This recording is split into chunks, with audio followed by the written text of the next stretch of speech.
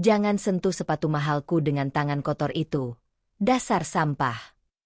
Riana meludahi wajah Arya tepat di lobi gedung megah miliknya. Arya tersungkur. Darah segar mengucur di dahinya. Darta tertawa sinis. Satpam, seret dia ke tempat asalnya, ketumpukan sampah yang busuk itu. Mereka tidak tahu bahwa kunci yang tergantung di leher pemulung ini adalah kunci yang akan menghancurkan seluruh kerajaan mereka hari ini. Klik tombol subscribe dan like. Lalu tulis nama kota kalian di kolom komentar kalau kalian suka cerita balas dendam yang memuaskan. Mari kita saksikan bagaimana seorang pemulung membalikan keadaan dan meruntuhkan tahta para tiran. Arya menarik gerobak besinya yang berdecit nyaring di atas lantai marmer lobi gedung Cakrawala.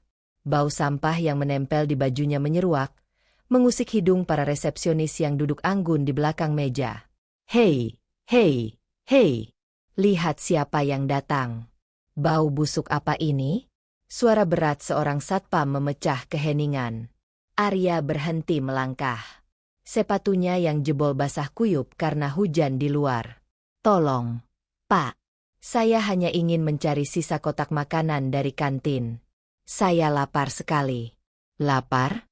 Kamu pikir ini tempat sampah kota? Kamu pikir lantai marmer ini tempat parkir gerobak rongsokanmu itu? Satpam itu menarik kerah baju Arya dengan kasar. Arya terhuyung. Gerobaknya terbalik. Botol-botol plastik berserakan, menggelinding ke segala arah. Jangan sentuh barang saya. Pak, saya cuma mau ambil sedikit nasi sisa. Sisa? Kamu ini benar-benar tidak tahu diri ya. Satu hantaman keras mendarat di perut Arya. Dia terbatuk. Mulutnya terasa asin karena darah. Dia tersungkur ke lantai yang dingin. Sepatu boots kulit mahal milik seseorang berhenti tepat di depan wajahnya yang kotor. Arya mendongak dengan susah payah. Riana berdiri di sana, menatapnya dengan tatapan jijik yang luar biasa. Oh, lihat ini. Sampah berjalan ini ternyata masih hidup.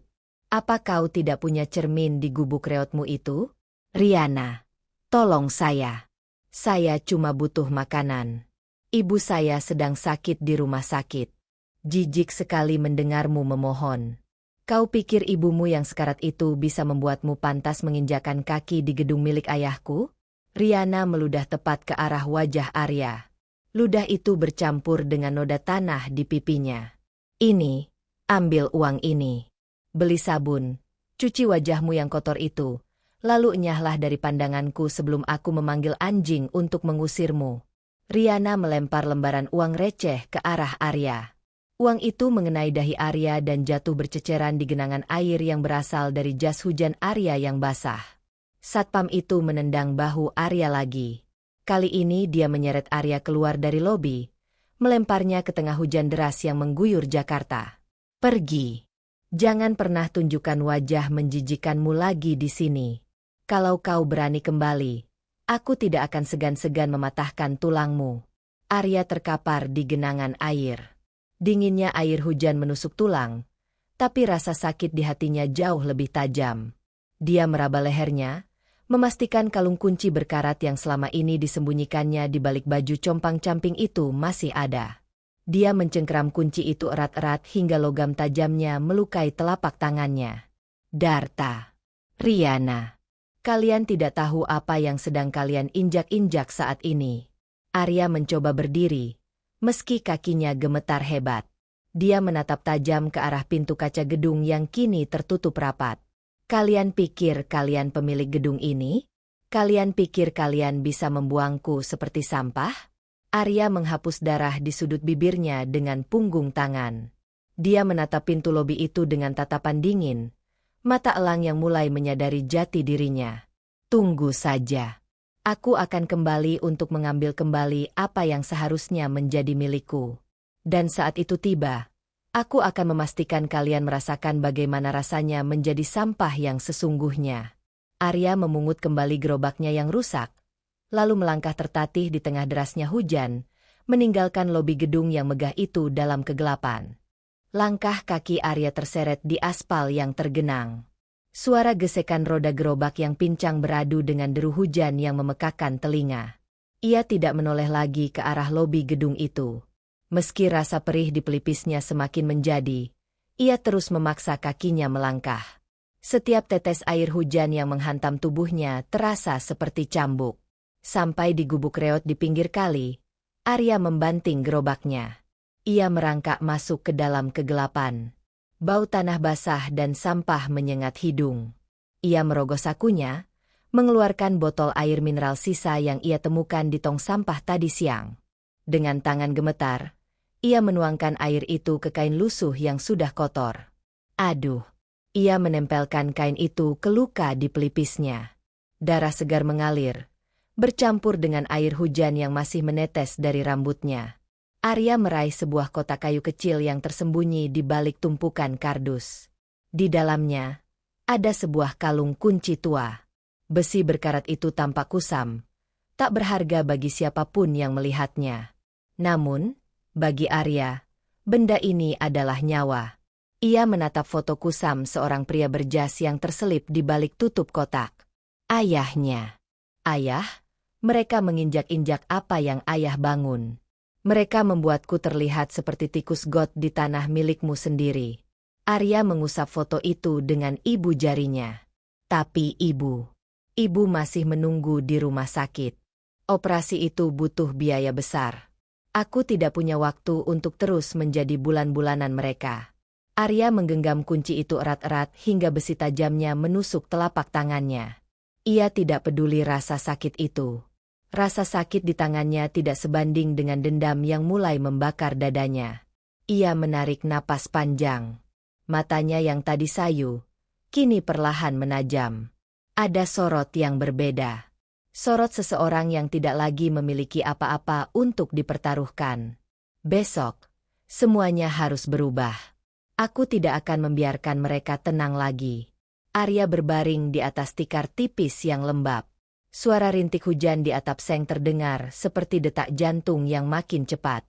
Tunggu saja, Darta. Pencuri yang memakai dasi itu tidak akan bisa bersembunyi selamanya di balik kursi kebesarannya. Ia menatap langit-langit gubuk yang bocor. Bayangan wajah Riana yang angkuh dan tawa meremehkan satpam tadi masih terngiang di kepalanya. Aku akan mengambil kembali apa yang menjadi hakku. Dan saat aku masuk ruangan itu lagi, aku tidak akan memakai baju kumuh ini. Arya memejamkan mata. Dalam tidurnya yang gelisah, ia sudah menyusun rencana. Bukan sebagai pemulung yang memohon belas kasihan, tapi sebagai pemilik sah dari imperium yang kini mereka curi. Pagi harinya, matahari belum benar-benar muncul, tapi Arya sudah terbangun. Ia harus segera menuju rumah sakit. Menemui ibunya adalah prioritas. Namun, saat ia keluar dari gubuk, matanya tertuju pada selembar-selebaran tua yang menempel di tiang listrik yang sudah miring. Sebuah pengumuman lelang gedung tua. Tunggu, ini bukan sembarang gedung. Ini adalah rumah masa kecilku. Jantung Arya berdegup kencang. Gedung yang seharusnya sudah dirubuhkan, ternyata akan dilelang oleh pihak bank atas perintah grup Cakrawala. Mereka ingin menghapus jejak sejarahnya. Kalau gedung itu terjual, maka dokumen-dokumen penting yang disimpan ayah di ruang rahasia bawah tanah pasti akan hilang selamanya. Itu adalah satu-satunya bukti kuat yang aku miliki. Arya tidak bisa membiarkan itu terjadi. Ia harus masuk ke sana sebelum lelang dimulai. Dengan sisa tenaga, ia kembali menarik gerobaknya. Kali ini, bukan untuk memulung sampah, tapi untuk mengumpulkan alat pembuka pintu yang ia butuhkan. Aku akan masuk ke sana malam ini. Apapun resikonya. Bahkan jika aku harus mati, setidaknya aku mati sambil memegang kebenaran. Arya menatap gedung Cakrawala di kejauhan dengan tatapan elang. Dendam ini baru saja dimulai. Dan aku pastikan, ini akan menjadi akhir dari segalanya bagi kalian. Ia memacu langkahnya. Kali ini, ia tidak lagi tertatih. Langkahnya mantap, penuh dengan tekad yang dingin.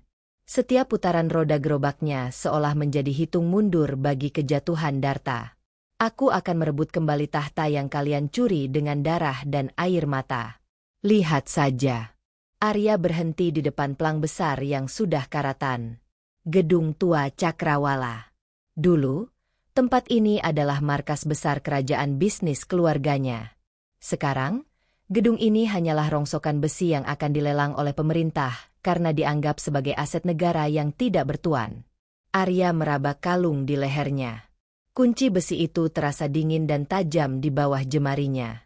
Sialan. Kalian pikir kalian bisa menjual warisanku begitu saja? Kalian bahkan tidak tahu apa yang sebenarnya kalian lelang. Arya melirik ke sekeliling. Satpam sedang sibuk merokok di pos jaga depan. Ia memanjat pagar beton di sisi samping gedung.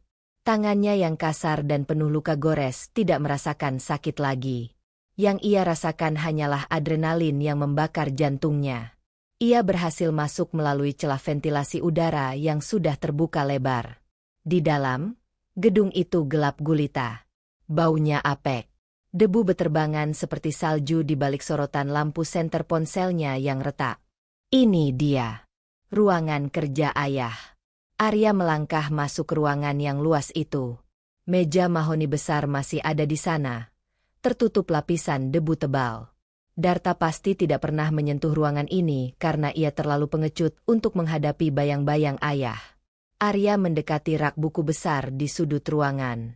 Ia ingat sesuatu. Sebuah memori samar dari masa kecilnya. Arya, kalau dunia mencoba mengambil segalanya darimu, ingatlah, kebenaran selalu bersembunyi di tempat yang paling tidak disukai orang tamak. Suara ayahnya terngiang di kepalanya. Arya mulai meraba kayu rak buku itu. Ia mencari satu bagian yang terasa berbeda. Satu cetakan jari yang unik. Tiba-tiba, ia mendengar suara langkah kaki dari lorong. Berak. Keras. Itu satpam. Arya menahan napas. Ia bersembunyi di balik tirai beludru yang sudah usang. Cepat cari. Ada orang yang menyelinap masuk. Pak Darta marah besar kalau sampai ada tikus yang berkeliaran di sini sebelum lelang dimulai. Suara itu mendekat. Arya gemetar, bukan karena takut, tapi karena ia tahu ia hampir menemukan sesuatu. Jarinya menyentuh sebuah lubang kecil di balik ukiran rak buku. Ia mengeluarkan kalung kuncinya. Jantungnya berdegup kencang saat memasukkan ujung kunci itu ke dalam lubang kayu. Klik. Terdengar suara mekanisme gigi berputar. Rak buku itu bergeser perlahan, mengeluarkan suara derit panjang yang memekakan telinga. Satpam itu berhenti. Hei! Apa itu? Langkah kaki berlari menuju ruangan. Arya tidak punya pilihan. Ia menarik paksa sebuah map tua yang tersembunyi di balik rak yang terbuka. Dokumen itu berat. Berisi sejarah, akta, dan bukti-bukti yang selama ini dicarinya. Wahai! Siapa di sana? Pintu terbuka lebar. Cahaya senter menyambar ke arah Arya. Tangkap dia. Itu si pemulung sialan itu. Arya tidak menoleh. Ia menendang jendela kaca yang sudah rapuh, hingga pecah berkeping-keping. Ia melompat keluar, mendarat di atas tumpukan kardus di balkon lantai 2. Jangan lari kau, bangsat! Arya tidak memedulikan teriakan itu. Ia berlari menembus kegelapan malam, memeluk map itu di dadanya seolah itu adalah nyawanya sendiri. Ia berhasil. Ia punya bukti. Arya sampai di gubuknya dengan napas terengah-engah. Ia segera membuka map itu di bawah lampu minyak yang redup. Matanya terbelalak. Bukan hanya bukti tanah. Ini adalah daftar aliran dana ilegal. Darta telah memalsukan kematian perusahaannya untuk menghindari pajak dan menggelapkan dana yayasan yatim piatu. Kau pikir kau menang, Darta? Kau baru saja menggali kuburanmu sendiri dengan tanganku. Arya menatap kalung kuncinya sekali lagi. Sekarang, kunci ini bukan lagi sampah. Kunci ini adalah vonis mati bagi Darta dan Riana. Tiba-tiba, suara sirine mendekat. Bukan. Itu bukan polisi. Itu suara mobil preman yang biasa disewa Darta untuk menagih upeti di pemukiman kumuh. Arya mendengar suara gaduh di luar. Bakar tempat ini. Bos bilang, jangan sisakan apapun yang berbau Arya. Api mulai berkobar di dinding gubuknya yang terbuat dari kayu lapuk. Arya panik. Ia menyambar map itu dan berlari keluar. Cepat, cari dia. Jangan sampai dia lolos. Arya berlari ke arah sungai, melompati sampah-sampah yang berserakan. Ia melihat gubuknya hangus dilahap api dalam hitungan detik. Ia menoleh ke belakang. Di atas mobil mewah yang terparkir di kejauhan, ia melihat sosok Riana sedang tersenyum sinis sambil memegang ponsel. Bakar saja sampai jadi abu. Aku tidak peduli dia mati atau hidup. Yang penting tidak ada lagi orang rendahan yang berani mengganggu rencanaku. Suara Riana terdengar samar oleh angin malam. Arya menggertakkan giginya. Ia memegang map itu erat-erat hingga kertasnya lecek. Teruslah tertawa. Riana, nikmati detik-detik terakhir kemewahanmu itu. Arya menghilang ke dalam kegelapan lorong kota. Ia tidak punya rumah lagi. Ia tidak punya harta lagi. Tapi sekarang, ia punya senjata yang jauh lebih tajam daripada uang. Dunia mungkin menganggapnya sebagai pemulung yang kotor. Tapi mulai besok, dunia akan tahu siapa yang sebenarnya sedang memulung sisa-sisa kehormatan mereka. Ini baru pemanasan. Darta, selamat datang di neraka yang kau ciptakan sendiri. Darta sedang menyesap whisky mahalnya di ruang kerja pribadi ketika sensor keamanan di gawainya berbunyi. Layar ponselnya memunculkan cuplikan video buram dari kamera pengintai di gudang arsip bawah tanah. Ada siluet seseorang yang bergerak di antara rak-rak dokumen tua yang seharusnya sudah dibakar 10 tahun lalu. Darta membanting gelas kristalnya ke meja. Pecahan kaca berhamburan. Sialan. Siapa yang berani menyentuh arsip itu? Ia menekan tombol interkom dengan tangan gemetar karena amarah. Keamanan. Periksa lantai dasar gudang arsip sekarang. Ada tikus yang masuk ke sana. Di sisi lain kota, Riana sedang duduk di dalam mobil mewahnya, menatap layar ponsel dengan senyum sinis. Ia baru saja menerima pesan singkat dari anak buah Darta. Tikus itu ada di sana.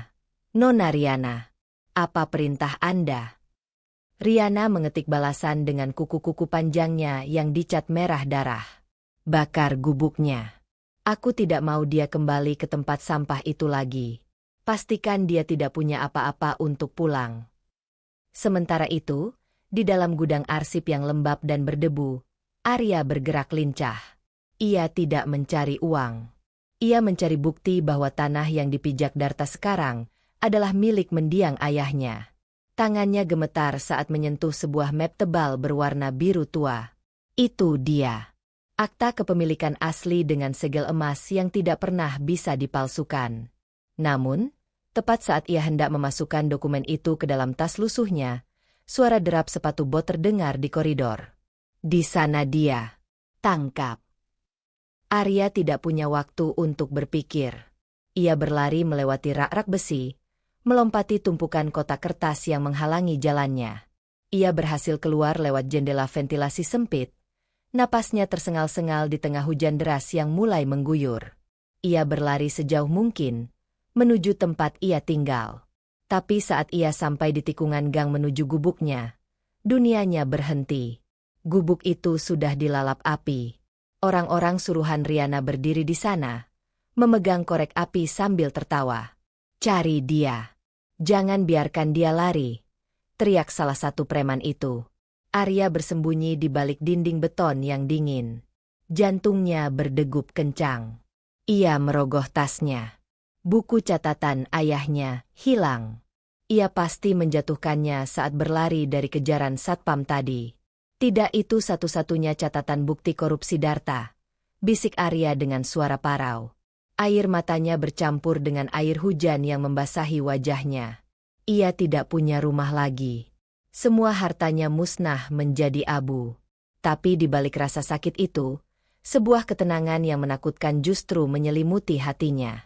Ia memegang kalung kunci di lehernya dengan erat. Kunci itu masih ada. Selama kunci ini ada, warisan itu tidak akan pernah bisa direbut oleh siapapun. Bakar saja semuanya, bisik Arya pada kegelapan. Kalian pikir kalian bisa menghancurkanku dengan api?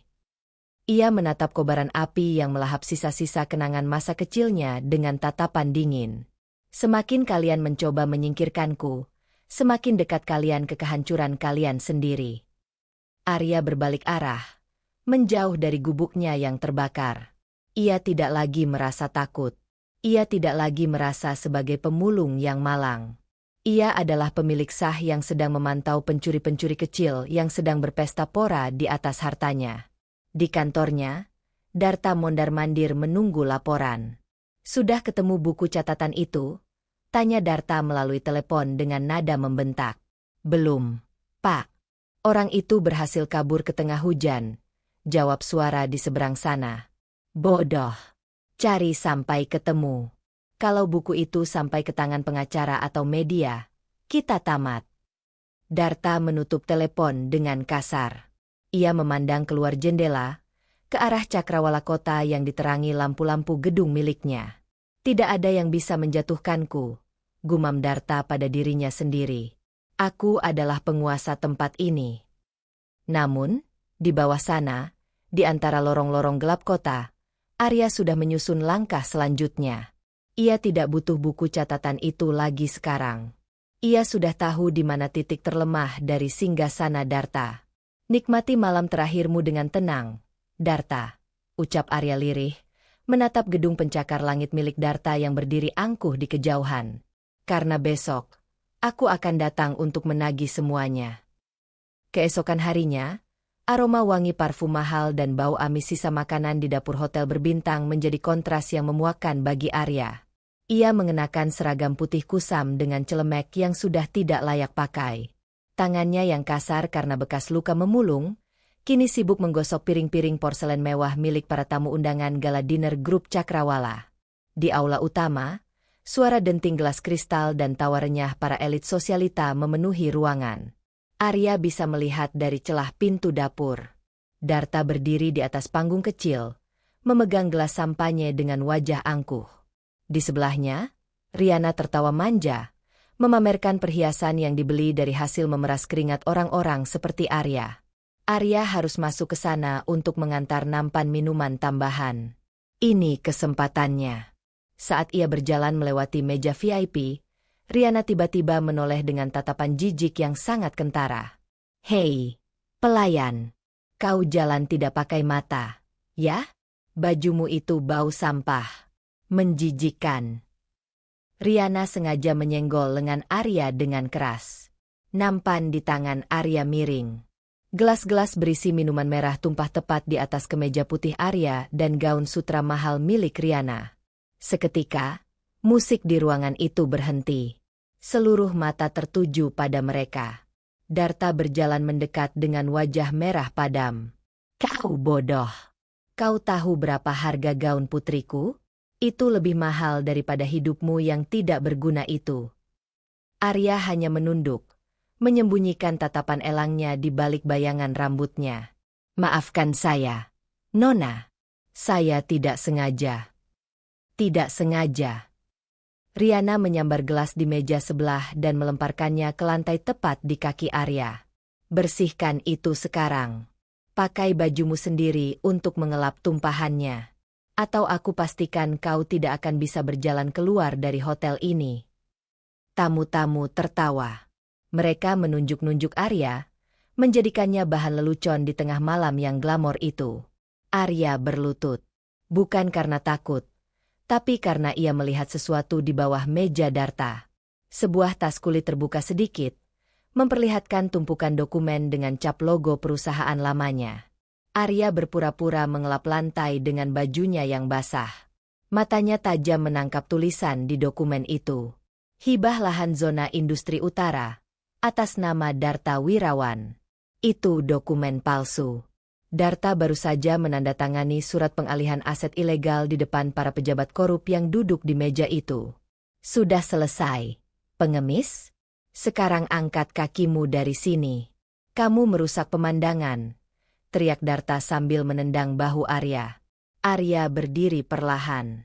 Ia menatap tepat ke mata Darta, tanpa rasa takut. "Tuan Darta, bukankah sebaiknya Anda lebih berhati-hati dengan apa yang Anda tanda tangani malam ini?" Darta tertegun sejenak, lalu tertawa terbahak-bahak hingga wajahnya memerah. Apa kau bilang? Kau mau menceramahi aku? Penjaga, bawa sampah ini keluar dan patahkan kakinya sebelum dia berani menunjukkan wajahnya di sini lagi. Dua pria berbadan besar segera mendekat. Arya tersenyum tipis. Tidak perlu repot-repot, Tuan. Saya akan pergi sendiri. Bagus. Dan jangan pernah kembali. Arya berbalik, meninggalkan aula dengan langkah tenang. Di luar, hujan mulai turun deras. Arya merogoh saku celemeknya. Sebuah lembar dokumen kecil, salinan dari dokumen palsu tadi, sudah berada di tangannya. Ia berhasil mengambilnya saat semua orang sibuk menertawakan kehinaannya. Di balik-balik dinding lobi, Arya mendengar suara Darta yang masih menggema di dalam ruangan. Tenang saja semuanya. Rencana kita aman. Besok, tanah itu resmi jadi milik kita, dan tidak akan ada lagi yang bisa menggugat perusahaan ini. Arya menggenggam dokumen itu erat-erat hingga kertasnya lecek. Ia memegang kalung kunci di balik bajunya. Nikmati saja sisa waktumu, Darta. Karena besok, aku tidak akan lagi datang sebagai pemulung. Aku akan datang sebagai pemilik sah yang akan mencabut paksa mahkota dari kepalamu. Arya melangkah ke tengah hujan, membiarkan air membasahi tubuhnya, sementara ia menyusun langkah terakhir untuk menghancurkan segalanya. Malam ini, Darta merasa menang. Tapi ia tidak tahu bahwa ia baru saja menggali kuburannya sendiri. Arya menghilang di balik kegelapan malam, meninggalkan gedung yang sebentar lagi akan menjadi saksi kejatuhannya sendiri. Dan bagi Arya, ini bukan lagi tentang dendam.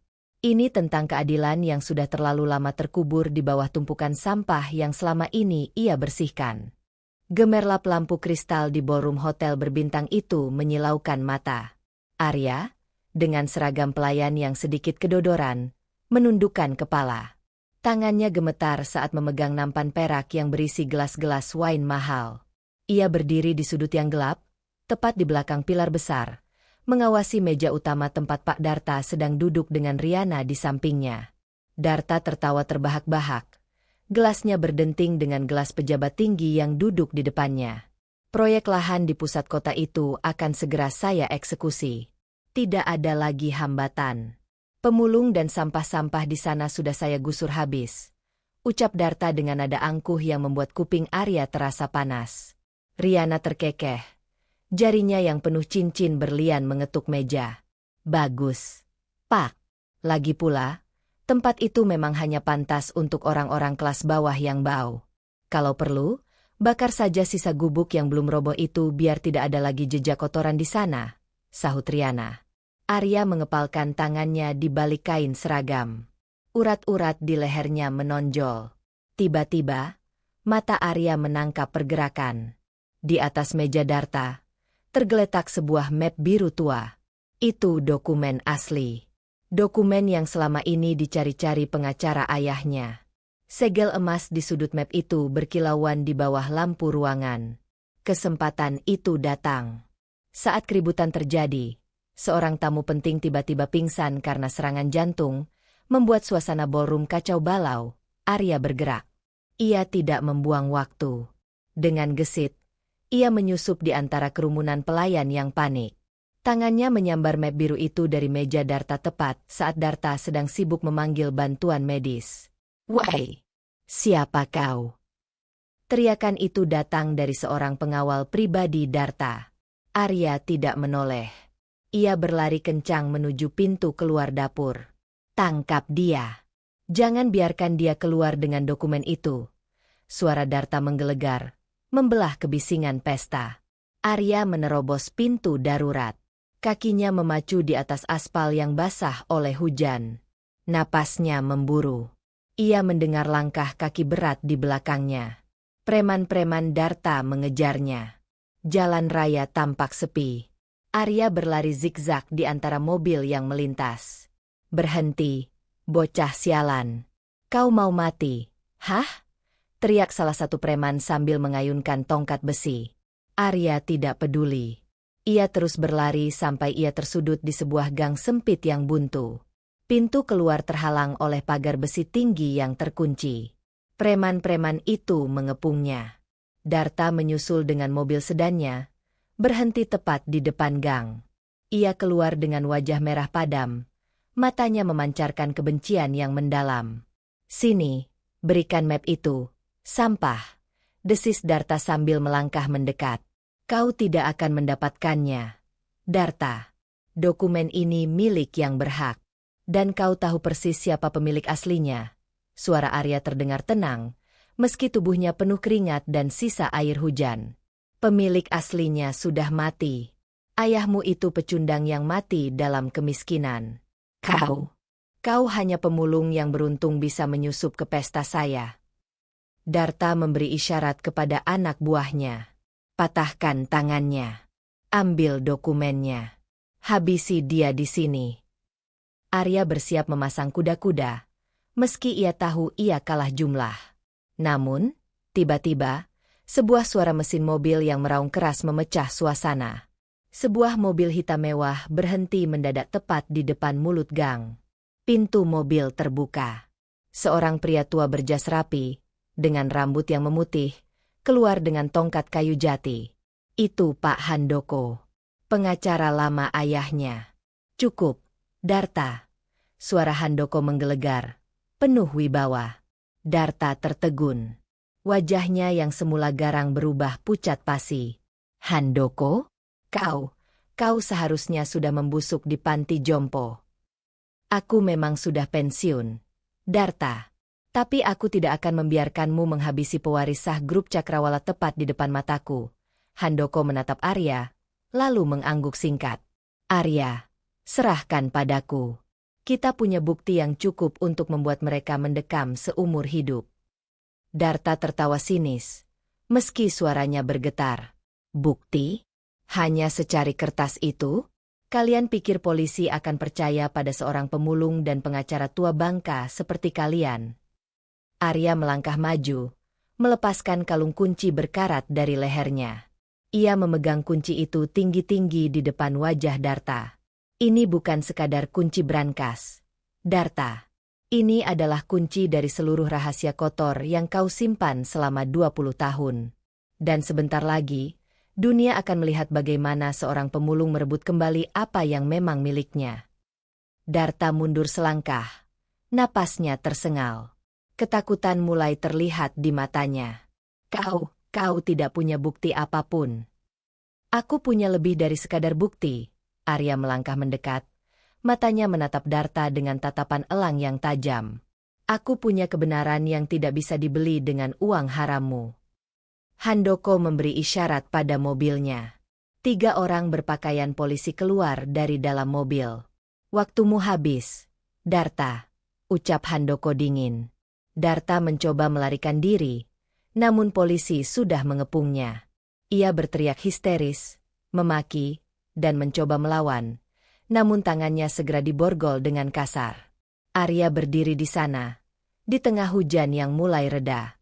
Ia menatap dokumen di tangan Handoko, lalu beralih menatap Darta yang sedang diseret ke dalam mobil polisi. Tidak ada kata maaf. Tidak ada kompromi. Hanya ada keadilan yang akhirnya menemukan jalannya pulang. Arya memegang kalung kuncinya kembali. Ia tahu, setelah malam ini, hidupnya tidak akan pernah sama lagi. Dan bagi Darta, malam ini adalah awal dari mimpi buruk yang panjang.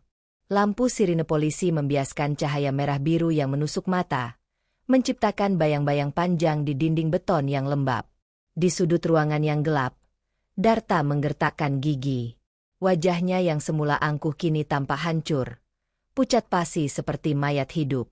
Ia tidak peduli lagi dengan harga dirinya yang luruh. "Ini belum berakhir. Arya, kau dengar aku? Ini belum berakhir," teriak Darta dengan suara serak. Urat lehernya menonjol menahan amarah yang meledak-ledak. Arya melangkah mendekat. Perlahan. Sangat tenang. Setiap derap langkahnya di lantai marmer terdengar seperti dentuman lonceng kematian bagi Darta. "Darta, lihat wajahku baik-baik." Suara Arya rendah, namun tajam bagai silet yang mengiris kesunyian malam. Kau bukan hanya kehilangan perusahaan. Kau kehilangan hakmu untuk disebut manusia setelah semua fitnah yang kau tebar. Kau bilang aku buronan narkoba? Kau bilang aku sampah yang pantas dibakar. Arya berhenti tepat di depan hidung Darta. Ia menyentil kalung kunci berkarat yang menggantung di dadanya. Dunia akan tahu siapa yang sebenarnya sampah. Besok pagi, seluruh berita akan memuat wajahmu bukan sebagai CEO, tapi sebagai pencuri yang bersembunyi di balik jas mahal. Darta tertawa sinis, meski tubuhnya gemetar hebat. Kau pikir kau menang? Pengacara-pengacara bayaranku sudah menyebar narasi bahwa kau adalah penipu yang memalsukan dokumen. Kota ini tidak akan memihak padamu, pemulung. Arya tidak terpancing. Ia malah tersenyum tipis, sebuah senyum yang lebih menakutkan daripada kemarahan apapun. Oh, benarkah? Coba kau cek ponselmu. Oh, maaf, aku lupa. Polisi sudah menyita segalanya. Bukan? Arya mengalihkan pandangannya ke arah Riana yang terduduk lemas di samping mobil polisi. Riana tampak kacau. Maskaranya luntur bercampur air mata. Riana, panggil Arya dingin. Gadis itu mendongak. Matanya yang sombong kini penuh dengan teror. Kau ingat saat kau meludahiku di lobi gedung ini? Kau ingat saat kau melempar recehan ke wajahku seolah aku binatang? Riana tergagap. Suaranya parau. Arya, tolong, ini salah paham. Ayahku yang melakukannya. Bukan aku. Aku tidak tahu apa-apa. Tidak tahu apa-apa. Arya tertawa pendek. Suaranya bergema di lobi yang kini sunyi. Kau adalah saksi kunci sekaligus pelaku yang menikmati hasil curian itu dari belanjaan mewahmu. Jangan berani-berani memohon belas kasihan padaku sekarang. Kita bisa bicara. Arya, kita dulu tunangan. Ingat itu? Kita punya sejarah. Riana mencoba meraih ujung jas Arya, namun Arya mundur selangkah, menjaga jarak seolah Riana adalah sesuatu yang menjijikkan. Sejarah kita mati saat kau membuang harga diriku ke selokan, potong Arya tegas. Polisi tidak akan membebaskan kalian begitu saja. Audit forensik sudah masuk. Setiap rupiah yang kalian curi, setiap aset yang kalian gelapkan, semuanya sudah tercatat. Kalian akan miskin. Benar-benar miskin. Bahkan untuk membeli air minum pun kalian akan kesulitan. Darta mencoba meronta, namun petugas polisi menahannya lebih kuat. Kau bajingan kecil. Kau tidak tahu siapa yang kau lawan. Kekuatanku masih ada di luar sana. Arya mendekatkan wajahnya ke telinga Darta. Kekuatanmu sudah habis. Semua orang yang kau suap sudah ketakutan. Mereka semua sudah memutus hubungan denganku agar tidak ikut terseret ke dalam lubang yang kau gali sendiri. Arya membalikkan badan, memunggungi mereka berdua. Bawa mereka pergi.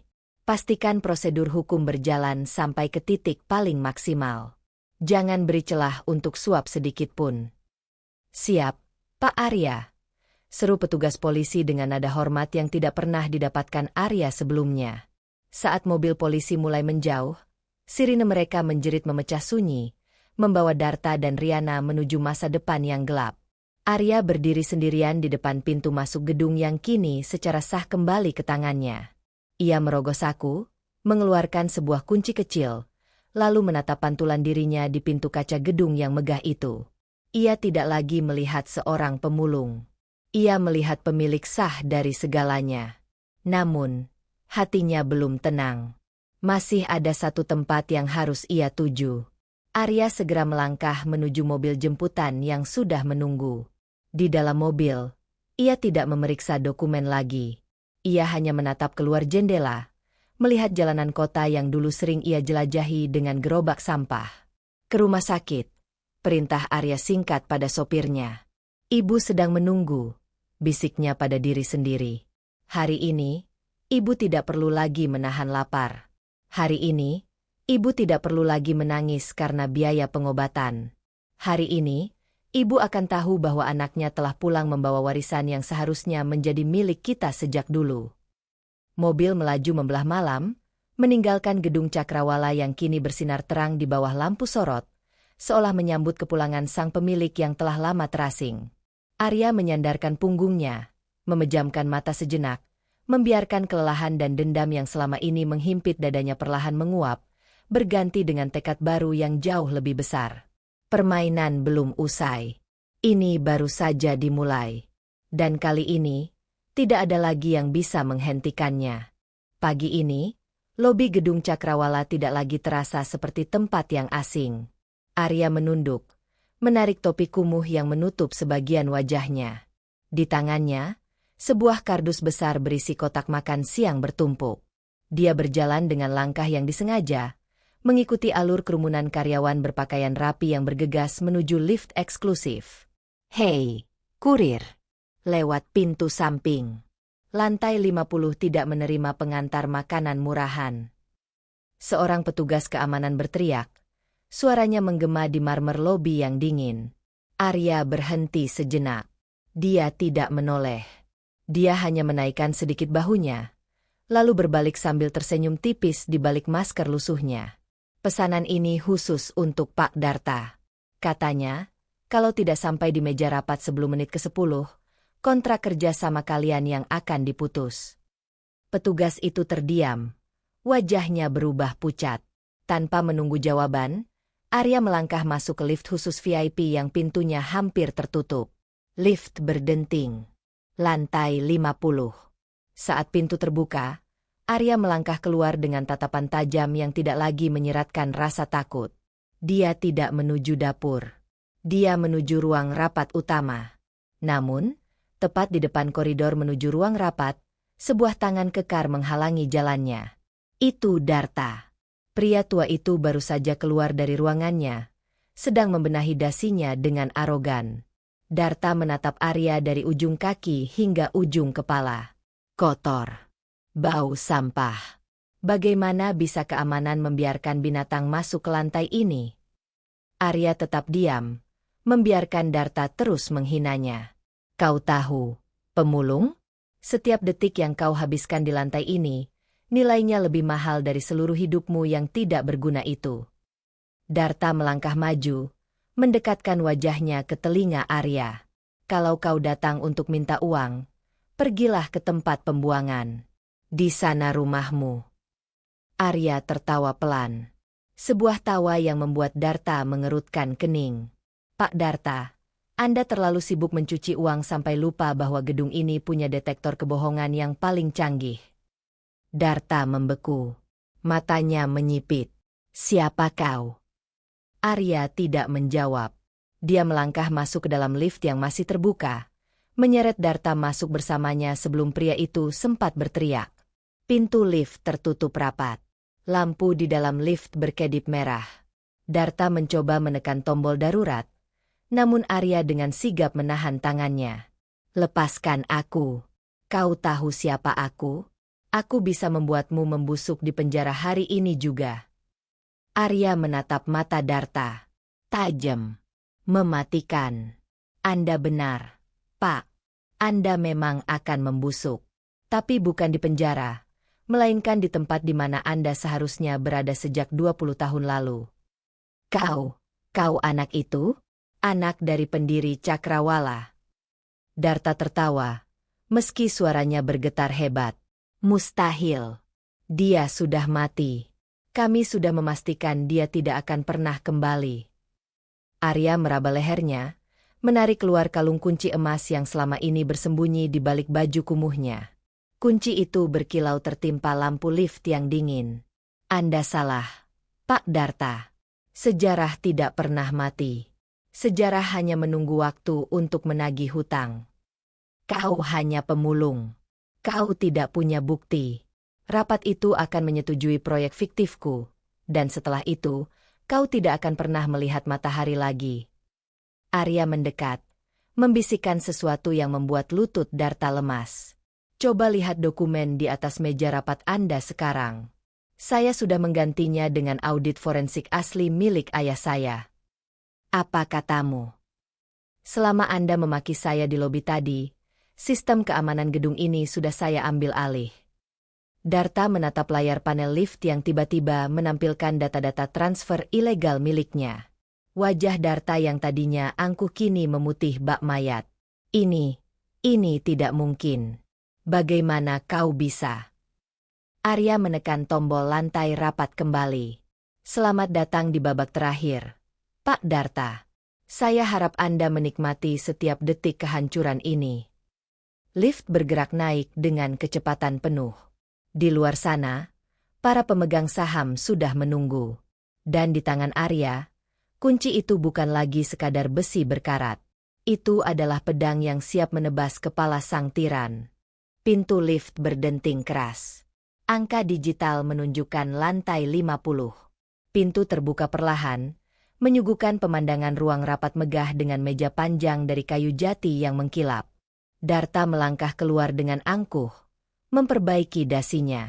Di belakangnya, Arya mengekor dengan langkah berat, sepatu bot penuh lumpur meninggalkan jejak di atas karpet beludru merah yang mahal. Darta berhenti di depan pintu ruang rapat.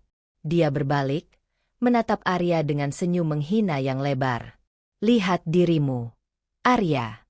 Masih bau sampah. Masih terlihat seperti tikus selokan. Kamu pikir dengan masuk ke sini, kamu bisa mengubah takdirmu? Kamu hanya akan jadi lelucon paling lucu tahun ini. Arya diam. Tatapannya dingin, tidak bergeming sedikit pun. Darta mendorong pintu ruang rapat. Suara riuh para pemegang saham seketika senyap. Semua mata tertuju pada mereka. Riana, yang duduk di samping kursi utama, langsung berdiri dengan ekspresi jijik yang dibuat-buat. Papa, kenapa sampah ini bisa sampai di sini? Apa satpam sudah mati semua sampai kecolongan pemulung masuk ke ruang rapat agung kita? Riana merogoh ponsel dari tas mahalnya. Dia menyalakan fitur kamera. Sobat netizen, lihat apa yang aku temukan hari ini. Seorang pengemis nekat mencoba masuk ke RUPS Grup Cakrawala. Dia pasti mau mencuri sisa makanan kita lagi. Mari kita buat dia viral sebagai pencuri paling bodoh di kota ini. Riana tertawa, mengarahkan kamera tepat ke wajah Arya. Beberapa pemegang saham lain ikut tertawa. Ruangan itu penuh dengan cemoohan. Arya tidak bicara. Dia hanya melangkah maju, membiarkan debu dari pakaiannya beterbangan di udara yang steril. Darta menunjuk arah pintu dengan gaya seorang raja yang memerintahkan eksekusi. Keamanan. Serat dia keluar. Jangan biarkan kotoran ini menodai lantai kantor saya 1 detik lagi. Kalau perlu, patahkan kakinya supaya dia tidak bisa kembali lagi ke gedung ini. 2 orang satpam bertubuh kekar berlari mendekat. Mereka mencengkeram lengan Arya dengan kasar. Arya terhuyung, tapi dia menolak jatuh. Dia menghentakkan tubuhnya, melepaskan cengkeraman satpam dengan kekuatan yang tidak disangka-sangka oleh mereka. Arya berdiri tegak di tengah ruangan. Dia menatap Darta tepat di mata. Darta, sebelum kamu mengusir saya, mungkin kamu harus tahu satu hal. Lantai yang kamu pijak ini, kursi yang kamu duduki, bahkan gedung yang kamu banggakan ini, semuanya dibangun dengan keringat ayah saya. Dan sekarang, keringat itu menuntut kembali haknya. Ruangan hening sejenak, lalu tawa Darta meledak lebih keras dari sebelumnya. Dia berjalan mendekati Arya, menatapnya dengan pandangan meremehkan. Keringat ayahmu? Ayahmu itu pecundang yang mati dalam kemiskinan. Dia meninggalkan hutang, bukan warisan. Kamu cuma pemulung. Arya, kamu tidak punya apa-apa selain kalung besi karatan yang kamu pakai itu. Apa itu? Kunci gudang sampah. Darta memegang kalung di leher Arya dan menariknya dengan kasar, membuat Arya sedikit tersedak. Kunci ini? Kamu bahkan tidak bisa membuka pintu rumahmu sendiri dengan ini, kan? Dasar sampah. Riana mendekat, ikut menimpali sambil terus merekam dengan ponselnya. Lihat wajahnya. Guys, dia terlihat seperti anjing yang ketakutan. Ayo, mengemis sekarang. Minta maaf pada papa kalau kamu mau kami kasih uang untuk ongkos pulang ke TPA. Arya menarik napas panjang. Dia tidak marah. Dia justru tersenyum. Senyum yang membuat Darta mendadak merasa tidak nyaman. Darta, kamu benar soal satu hal. Ini adalah kunci. Tapi ini bukan kunci gudang sampah. Arya melepaskan kalung itu dari lehernya. Dia menggenggam benda besi kecil itu di telapak tangannya. Ini adalah kunci yang membuka sejarah yang kamu hapus selama 20 tahun terakhir. Ini adalah kunci yang akan mengunci masa depanmu di dalam jeruji besi. Darta tertawa sinis, namun tangannya mulai gemetar. Omong kosong. Keamanan. Apa yang kalian tunggu? Bawa dia pergi sekarang juga. Satpam maju lagi, tapi kali ini Arya lebih cepat. Dia melangkah menuju meja utama, tempat di mana brankas tua, yang selama ini dianggap pajangan kuno oleh Darta, terpasang di dinding panel kayu. Jangan berani-berani menyentuh itu, teriak Darta. Wajahnya mulai memucat. Arya tidak peduli. Dia menempelkan kunci itu ke lubang kunci brankas yang sudah berdebu. Klik. Suara mekanisme logam yang berputar terdengar sangat nyaring di ruangan yang sunyi itu. Darta mundur 2 langkah. Napasnya mulai tidak teratur. Itu tidak mungkin. Kunci itu seharusnya sudah hilang bersama bangkai ayahmu. Arya memutar kunci itu. Pintu brankas yang berat terbuka, mengeluarkan suara gesekan besi yang dramatis. Di dalamnya, hanya ada satu map tua berwarna biru gelap dengan segel emas yang masih utuh. Arya mengambil map itu. Dia mengangkatnya tinggi-tinggi di depan semua pemegang saham yang mulai berbisik panik. Darta, saatnya kita melihat siapa sebenarnya pemilik gedung ini. Dan siapa yang sebenarnya adalah pencuri. Arya membuka map tersebut, dan saat itulah, dunia Darta mulai runtuh di depan matanya sendiri. Riana menjatuhkan ponselnya ke lantai. Layar ponsel itu retak, persis seperti rasa percaya diri yang baru saja hancur di wajahnya. Papa, apa itu? Apa yang dia pegang? Suara Riana gemetar. Arya menatap Darta yang kini terjatuh ke kursinya. Wajahnya pucat pasi seperti mayat hidup. Ini adalah dokumen hibah abadi.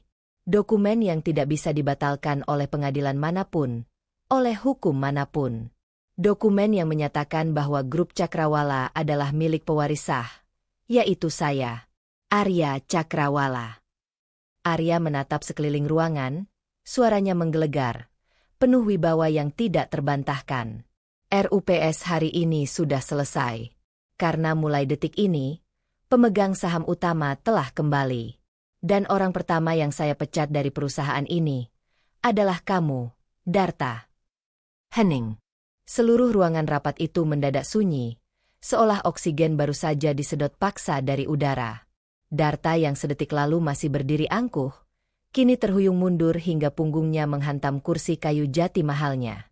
Wajahnya yang tadinya merah padam karena amarah, berubah pucat pasi seperti mayat hidup. Mata Darta melotot, menatap tajam ke arah kalung kusam yang menggantung di leher Arya. Itu mustahil, pekik Darta dengan suara bergetar. Itu hanya kunci tiruan. Kamu mencurinya. Kamu pasti mencuri kunci itu dari brankas tua di gudang. Arya tidak menjawab. Dia melangkah maju perlahan. Setiap dentuman sepatu botnya yang berlumpur di atas karpet mewah terdengar seperti lonceng kematian bagi Darta. Arya berhenti tepat di depan meja utama. Dengan tangan yang tenang namun tegas, dia mengambil dokumen asli yang tadi ia lempar ke meja. Dia mengangkat dokumen itu tinggi-tinggi agar semua orang di ruangan bisa melihat segel emas keluarga Cakrawala yang terpatri dengan tinta perak asli. Darta, lihat segel ini baik-baik. Apakah matamu yang sudah tertutup keserakahan masih bisa mengenal warisan yang kamu curi 20 tahun lalu? Riana yang berdiri di samping ayahnya, mematung dengan ponsel masih di tangan. Siaran langsung yang tadinya ia gunakan untuk mempermalukan Arya, kini menjadi saksi bisu kejatuhannya sendiri. Ayah, apa yang dia bicarakan? Suara Riana mencicit, nyaris tak terdengar. Katakan padaku itu bohong. Katakan kalau dia hanya gelandangan yang berhalusinasi. Arya menoleh cepat ke arah Riana. Tatapan mata Arya begitu tajam, membuat gadis sosialita itu mundur selangkah karena takut. Riana, Ingatkah kamu saat kita masih kecil? Dulu, kamu sering bermain di halaman rumahku sebelum ayahmu membakar semuanya demi ambisi busuknya. Kamu memanggilku Arya. Sekarang, kamu memanggilku pemulung. Dunia memang lucu, bukan? Tapi hari ini, leluconnya berakhir. Arya meletakkan kunci berkarat itu di atas meja. Logam tua itu beradu dengan permukaan meja kayu yang mulus, menciptakan suara denting yang nyaring dan mengintimidasi. Kunci ini bukan sekadar logam tua, Darta.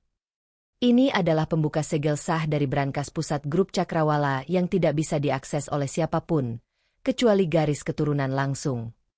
Sistem keamanan di gedung ini mungkin sudah kamu modifikasi, tapi dokumen ini. Arya menepuk tumpukan berkas di depannya.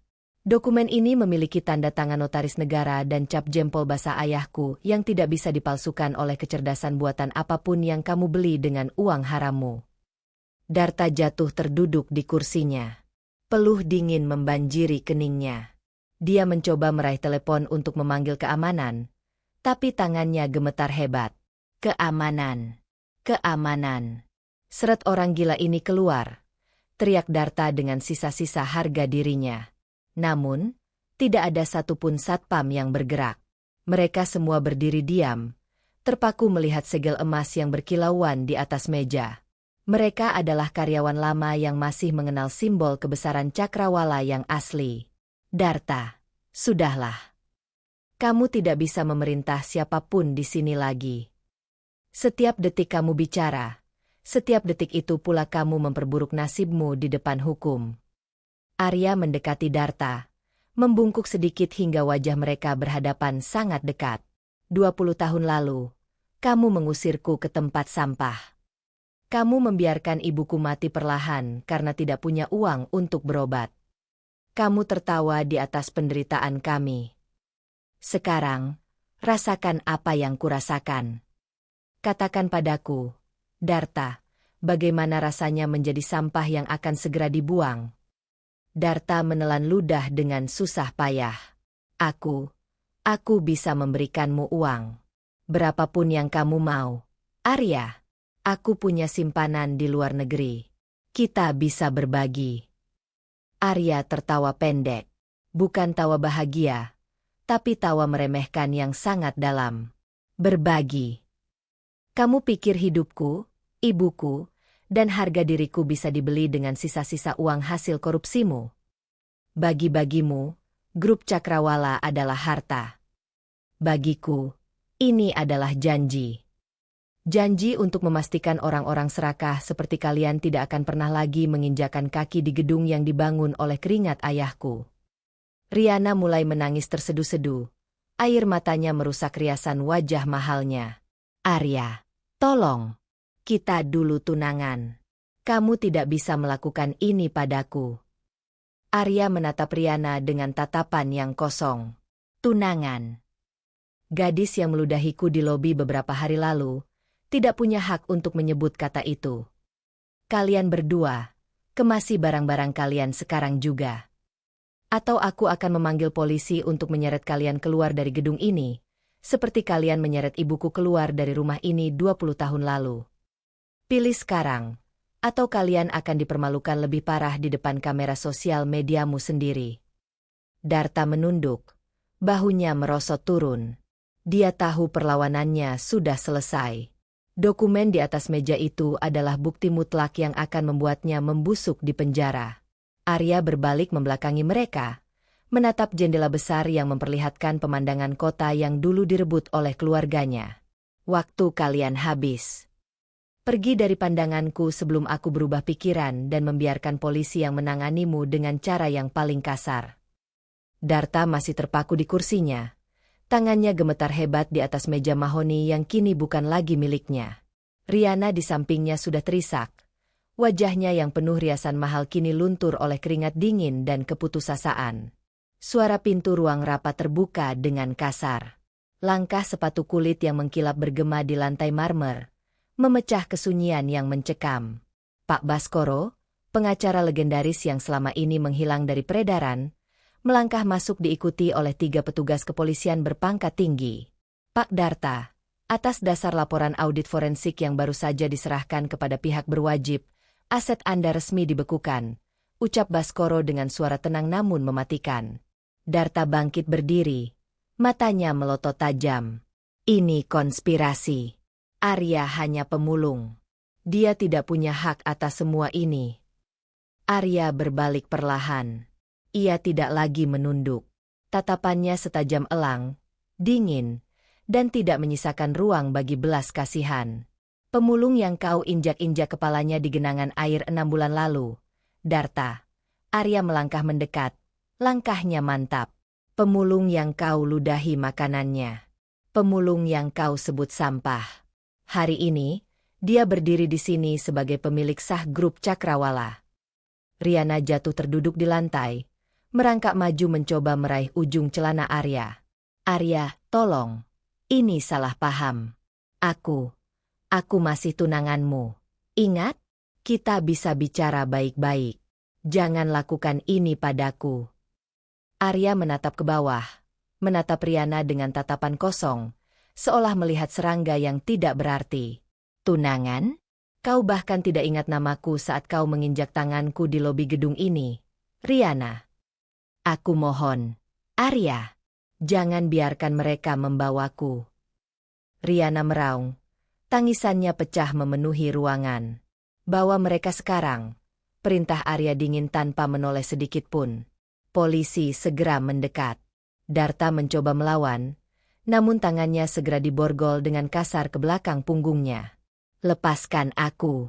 Kau tidak tahu siapa aku. Aku yang membangun perusahaan ini menjadi raksasa. Teriak Darta, suaranya parau dan penuh amarah yang sia-sia. Kau tidak membangunnya, potong Arya. Suaranya rendah namun menggema di seluruh ruangan rapat yang kini dipenuhi oleh para direktur yang menunduk takut. Kau hanya parasit yang menumpang hidup di atas keringat dan darah orang tuaku selama 20 tahun. Dan sekarang, parasit itu sudah waktunya dibasmi. Darta ditarik paksa. Sepatu mahalnya bergesekan dengan lantai, meninggalkan suara decitan yang memilukan. Arya, kau akan menyesal. Aku punya orang-orang di luar sana. Kau tidak akan bisa memimpin perusahaan ini sendirian. Ancaman Darta terdengar samar saat dia diseret menjauh dari pintu. Arya tetap berdiri tegak di tengah ruangan. Ia memegang kalung kunci berkarat yang masih melingkar di lehernya, lalu menatap tajam ke arah Riana yang sedang ditarik oleh polisi wanita. Riana, panggil Arya. Riana berhenti, menoleh dengan wajah penuh air mata dan harapan palsu. Kau ingat uang receh yang kau lempar ke wajahku saat hujan deras itu? Riana terdiam. Bibirnya bergetar hebat. Simpan uang itu baik-baik, lanjut Arya dengan nada datar. Kau akan membutuhkannya untuk bertahan hidup di jalanan mulai malam ini. Tidak. Jangan. Riana menjerit histeris saat pintu ruangan tertutup rapat, memutus suaranya dari dalam. Keheningan kembali menyelimuti ruangan. Para pemegang saham yang dulu menjilat Darta kini menundukkan kepala, tidak berani melakukan kontak mata dengan Arya. Arya berjalan menuju kursi utama, kursi yang dulu diduduki oleh ayahnya, lalu duduk dengan tenang. Ia menaruh kalung kunci itu di atas meja, tepat di depan dokumen-dokumen pengambil alihan aset. Audit forensik akan memeriksa setiap sen yang keluar dari rekening perusahaan dalam 2 dekade terakhir. Suara Arya terdengar tenang namun penuh wibawa. Siapapun yang terlibat dalam pencucian uang dan korupsi bersama Darta, saya sarankan untuk segera mengundurkan diri sekarang juga sebelum nama kalian saya serahkan sendiri kepada polisi. Tidak ada yang bergerak. Tidak ada yang berani membuka suara. Arya menatap keluar jendela lagi, melihat siluet kota yang dulu begitu asing baginya, namun kini menjadi tanggung jawabnya. Sekarang, ucap Arya pelan, kita mulai pembersihan total. Darta beranjak dari kursinya dengan napas yang memburu. Wajahnya yang biasanya angkuh kini sepucat kertas. Arya, kamu tidak bisa melakukan ini. Ini konspirasi. Ini gila. Arya berbalik pelan. Ia menatap Darta dengan mata yang setajam elang, tanpa ada keraguan sedikit pun. Konspirasi, Pak Darta? Atau ini kebenaran yang sudah terkubur selama 20 tahun? Arya memberi isyarat dengan tangan kanannya. Segera, pintu ruang rapat terbuka lebar. Dua petugas keamanan gedung, yang selama ini menjadi kaki tangan Darta, kini masuk dengan seragam yang sudah disesuaikan. Mereka berdiri tegap, bukan lagi di samping Darta, melainkan menunggu instruksi dari Arya. Keluarkan mereka, perintah Arya dingin. Apa? Kamu tidak punya hak. Saya CEO di sini, teriak Darta sambil mencoba meraih tas kerjanya. Status itu sudah dicabut 5 menit yang lalu, tepat saat dokumen itu divalidasi, sahut Arya tajam. Petugas keamanan bergerak cepat. Mereka tidak lagi bersikap sopan seperti saat Darta masih berkuasa. Tangan yang kekar mencengkeram lengan Darta dengan keras, menyeretnya menjauh dari meja rapat yang megah itu. Lepaskan saya. Kalian tidak tahu siapa saya. Saya yang menggaji kalian. Gaji kalian sekarang datang dari perusahaan yang sah, potong Arya. Dan perusahaan ini tidak lagi mempekerjakan pencuri. Riana yang sedari tadi terdiam di sudut ruangan, mulai histeris. Ia berlari mendekati Arya, mencoba meraih tangan pemuda yang dulu ia ludahi di lobi gedung itu. Arya, tolong dengarkan aku. Kita kan punya sejarah. Kita dulu tunangan. Kamu pasti bercanda, kan? Katakan kalau ini cuma prank bodoh untuk membalas dendam masa lalu. Arya menarik tangannya sebelum Riana sempat menyentuhnya. Ia menatap wanita itu dari atas ke bawah, seolah-olah Riana hanyalah tumpukan sampah yang tak sengaja ia injak. Sejarah? Kamu benar, Riana. Sejarahmu adalah tentang kesombongan. Dan sekarang, sejarah itu berakhir di sini. Arya, kumohon, aku bisa melakukan apa saja. Jangan buat aku keluar dari sini dengan cara ini. Kamu tahu bagaimana rasanya kehilangan segalanya, kan? Kamu mau aku jadi pengemis? Kamu mau aku jadi pemulung? Arya tersenyum tipis. Senyum yang tidak sampai ke matanya. Itu bukan keinginan saya, Riana. Itu adalah takdir yang kamu pilih sendiri saat kamu meludahi saya di bawah hujan deras waktu itu. Itu hanya air hujan. Arya, itu cuma masalah sepele. Bagi kamu mungkin sepele, suara Arya menggelegar di ruang rapat yang hening. Tapi bagi saya, itu adalah harga diri yang kamu injak-injak. Sekarang, rasakan bagaimana rasanya hidup tanpa harga diri. Petugas keamanan menarik Riana paksa. Wanita itu menjerit. Suaranya melengking memenuhi ruangan. Tapi tidak ada satupun orang di ruang rapat itu yang berani menoleh atau membelanya. Semua pemegang saham terpaku, saksi bisu dari kejatuhan sebuah dinasti yang dibangun di atas kebohongan. Bawa mereka keluar. Pastikan tidak ada satupun barang pribadi mereka yang tertinggal di gedung ini, perintah Arya. Arya, kamu akan menyesal. Saya akan kembali. Saya akan hancurkan kamu. Teriak Darta saat diseret melewati pintu keluar. Pintu keluar sudah terbuka lebar. Darta, silakan tunjukkan kemampuanmu di jalanan, jawab Arya tanpa emosi. Terdengar suara gedebuk keras di lorong luar. Pintu kaca ruang rapat tertutup rapat. Hening kembali menyelimuti ruangan. Arya berjalan menuju jendela besar. Di bawah sana, ia bisa melihat Darta dan Riana yang kini dilempar keluar ke pelataran lobi. Mereka jatuh terduduk di aspal yang dingin. Arya mengambil ponselnya, menelepon seseorang. Bersihkan semuanya. Buang semua foto, semua dekorasi, dan semua jejak yang berhubungan dengan nama Darta dari gedung ini. Saya ingin ruangan ini steril dalam 1 jam. Ia menatap kalung kunci yang masih melingkar di lehernya. Kunci itu tidak lagi berkarat di matanya. Itu adalah simbol kemenangan. Ia berbalik menghadap para direksi yang masih membeku. Sekarang, suara Arya kini lebih rendah, namun penuh wibawa yang tidak terbantahkan. Kita mulai bicara tentang masa depan perusahaan yang sebenarnya. Tidak ada yang membantah. Tidak ada yang berani menatapnya langsung. Di luar gedung, hujan mulai turun. Deras seperti hari di mana Arya dihina. Namun kali ini, Arya tidak lagi berada di bawah guyuran air itu. Ia berada di atas, melihat ke bawah dengan kepala tegak, sementara musuh-musuhnya kini mulai merasakan tetesan air yang membasahi baju mahal mereka yang sebentar lagi akan berubah menjadi kain kotor. Ini baru permulaan, bisik Arya pada dirinya sendiri. Ia duduk di kursi utama, kursi yang seharusnya menjadi miliknya 20 tahun yang lalu. Ia meletakkan tangannya di atas meja, merasakan dinginnya permukaan meja kayu jati tersebut. Ayah, Ibu, hari ini, warisan itu kembali ke tangan yang seharusnya. Arya menutup matanya sejenak, membiarkan keheningan ruang rapat menjadi saksi atas pembersihan total yang ia lakukan.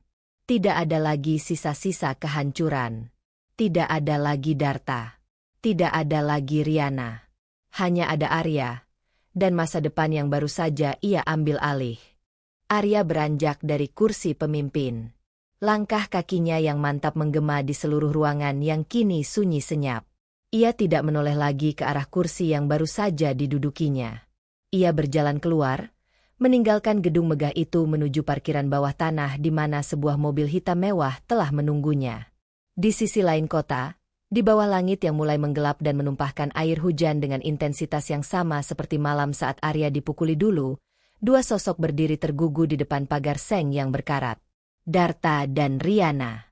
Pakaian desainer mahal mereka basah kuyup, menempel di kulit, menyiksa tubuh yang tak pernah terbiasa dengan dinginnya jalanan. Ini tidak mungkin. Papa, kita tidak bisa berakhir seperti ini, teriak Riana. Suaranya serak, pecah karena tangis yang tak henti-hentinya sejak mereka diusir paksa oleh petugas keamanan tadi sore. Darta tidak menjawab. Pria itu berdiri mematung, menatap tumpukan sampah yang kini menjadi atap pelindung satu-satunya dari hujan. Wajahnya yang dulu angkuh dengan setelan jas jutaan rupiah, kini terlihat layu, pucat, dan hancur. Lihat sekelilingmu, Riana. Suara Darta terdengar parau, seolah tenggorokannya disumpal debu. Tempat ini tempat di mana kita membuang sampah, seperti Arya. Sekarang, kitalah yang menjadi sampah itu. Jangan bicara omong kosong. Riana mencengkeram kerah baju Darta. Matanya melotot penuh kemarahan dan ketakutan. Cari cara. Gunakan koneksimu. Hubungi pengacara. Kita harus kembali ke sana dan merebut semuanya. Darta tertawa. Tawa yang getir, kering, dan terdengar menyedihkan. Koneksi? Pengacara? Semuanya sudah memblokir nomorku. Riana, uang kita di semua bank sudah dibekukan oleh audit negara. Kita tidak punya apa-apa lagi.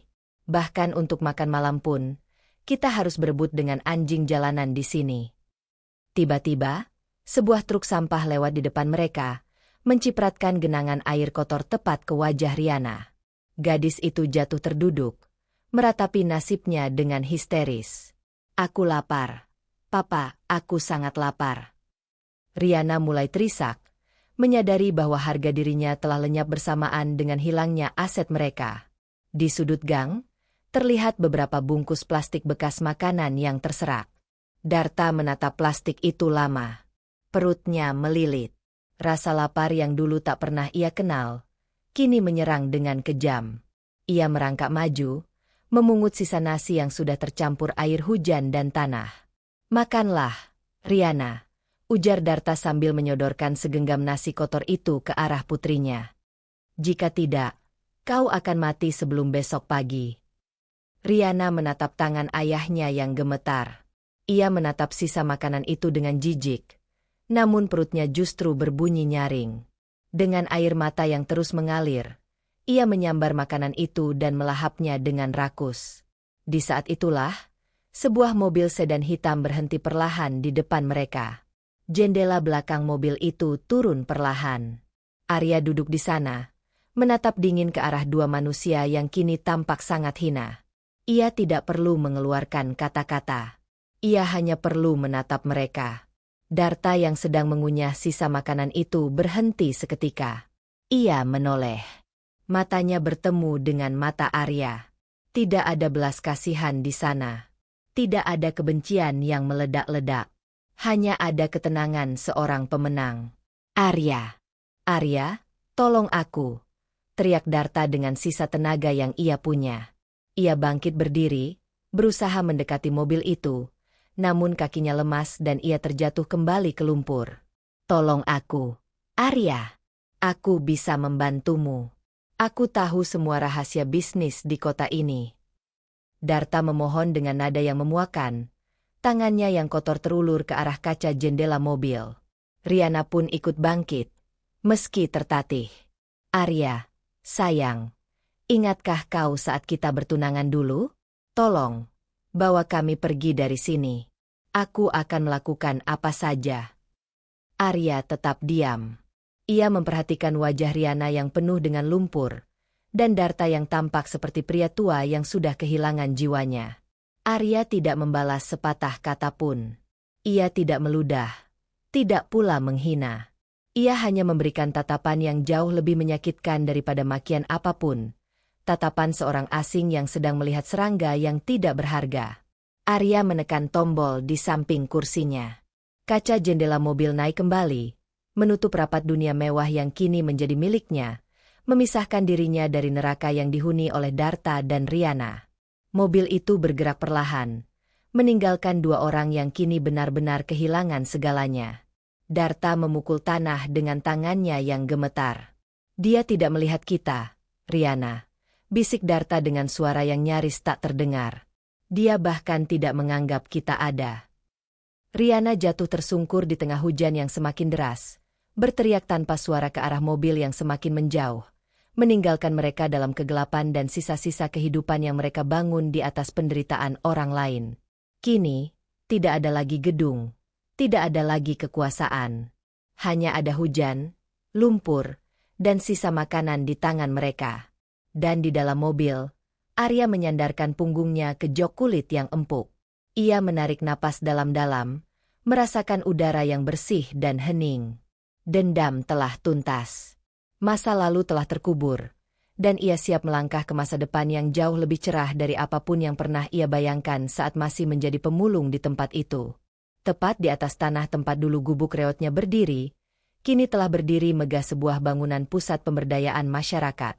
Beton-beton dingin yang dulu menjadi saksi bisu kemiskinan Arya, kini berubah menjadi ruang kelas, dapur umum, dan bengkel keterampilan bagi para pemulung. Arya berdiri di depan pintu utama.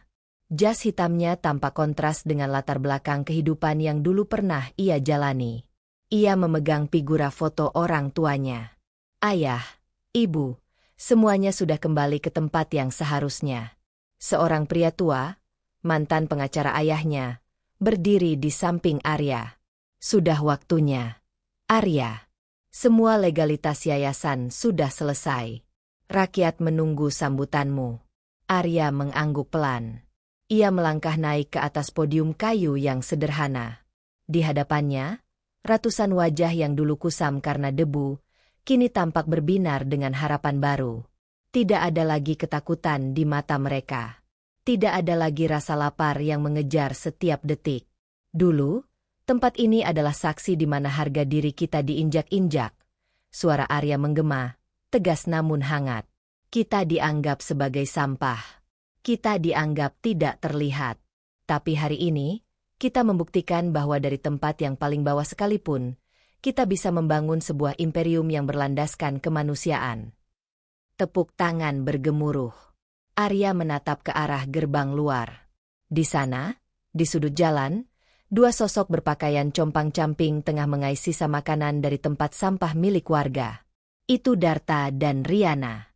Keduanya terlihat jauh lebih hancur dari siapapun yang pernah Arya lihat. Pakaian mereka kotor, kulit mereka terbakar matahari, dan mata mereka tak lagi memiliki kesombongan yang dulu begitu memuakan. Riana menoleh ke arah gedung baru itu.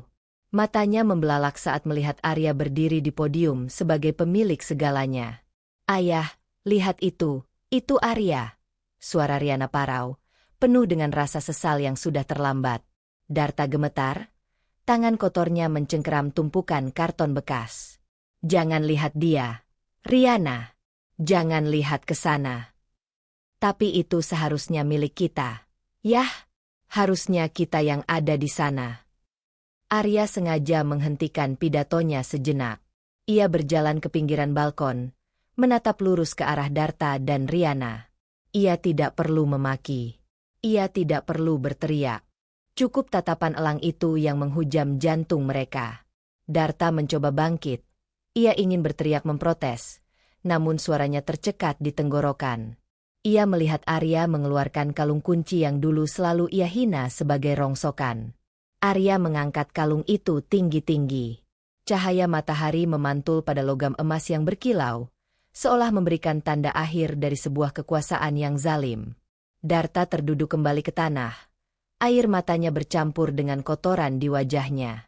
Kita sudah kalah. Riana. Tidak ada lagi yang tersisa. Bahkan untuk sekadar memohon maaf pun, kita sudah tidak punya harga diri lagi. Riana menangis histeris. Ia menutupi wajahnya, meringkuk di balik tumpukan sampah. Aku menyesal. Ayah, aku menyesal telah menghinanya. Arya memalingkan wajah. Ia tidak tertarik lagi pada drama penyesalan mereka. Baginya, mereka hanyalah bagian dari debu masa lalu yang sudah tersapu bersih. Ia kembali ke mikrofon. Mulai hari ini, yayasan ini dibuka untuk kalian semua. Tidak ada lagi yang akan tidur dalam kedinginan. Tidak ada lagi yang akan dihina karena kemiskinannya. Suara sorak-sorai kembali pecah. Arya tersenyum tipis. Ia merasa beban berat yang selama ini menghimpit dadanya, perlahan menguap bersama angin sore. Seorang staf yayasan mendekat dan berbisik. Pak Arya, apakah kita perlu memberikan bantuan makanan untuk orang-orang di luar sana? Arya menoleh sekali lagi ke arah Darta dan Riana yang kini tampak seperti dua ekor anjing yang terbuang. Biarkan mereka dengan pilihannya.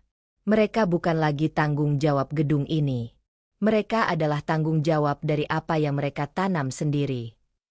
Arya kembali menatap foto orang tuanya di dalam genggaman. Kalian sudah melihatnya, bukan?